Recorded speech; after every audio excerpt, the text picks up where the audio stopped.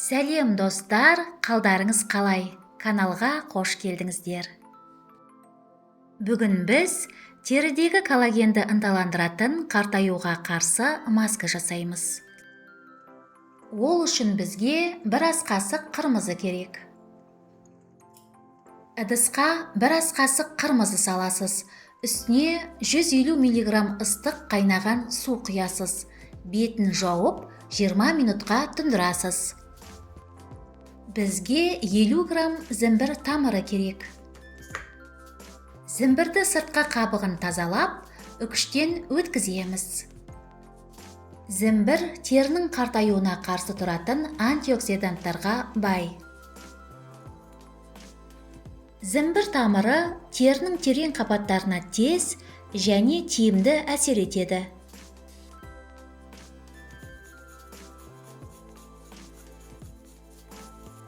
Зімбір тамыры теріңізді тазартады, бетіңізді тартып, майда әжімдерді жояды.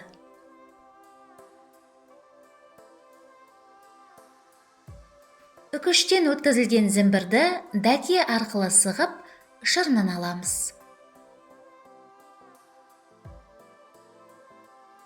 Достар, менің каналыма жазылыңыз, лайк басыңыз, достарыңызбен видео рецепттермен бөлісіңіз.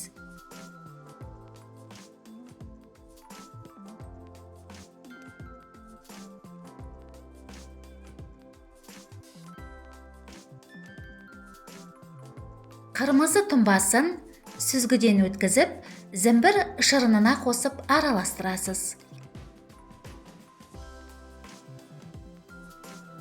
Бізге бір ас қасық картоп крахмалы керек.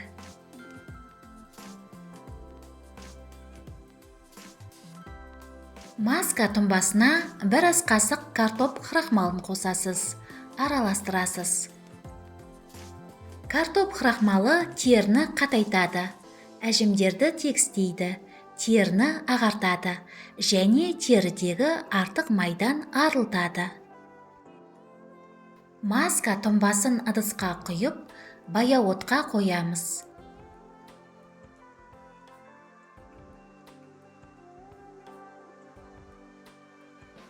Үздіксіз араластыра отырып, қоюланғанша пісіреміз.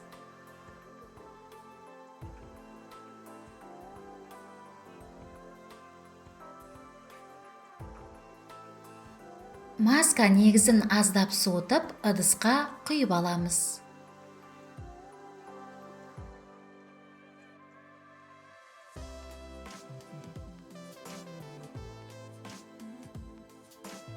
Бізге зығыр майы керек.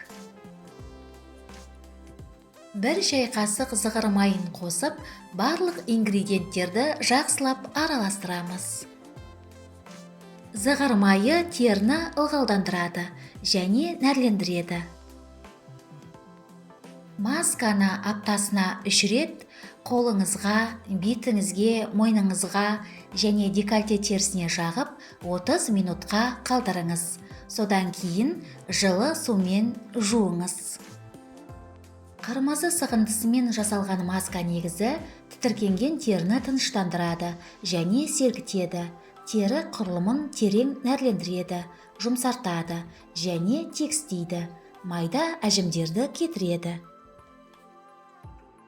Масканы шыны ыдысқа құйып, тоңазытқышта 1 апта сақтай аласыз. Сізге денсаулық, жастық және сұлулық тілеймін. Келесі кездескенше.